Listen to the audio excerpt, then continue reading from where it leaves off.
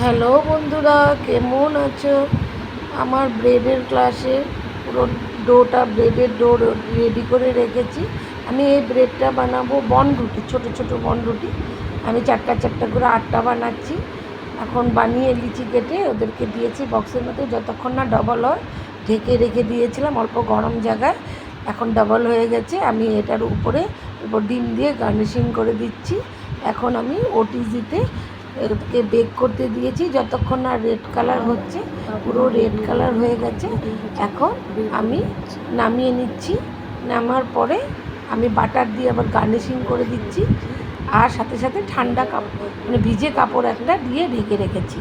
পুরো সফট হয়ে যাবে। তাহলে এখন আনবক্সিং করে দিয়েছি, নয়তো বক্সে থাকলে শক্ত হয়ে যাবে।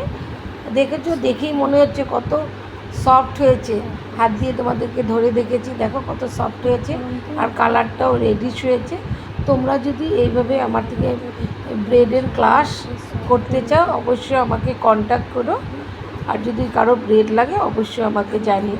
টাটা।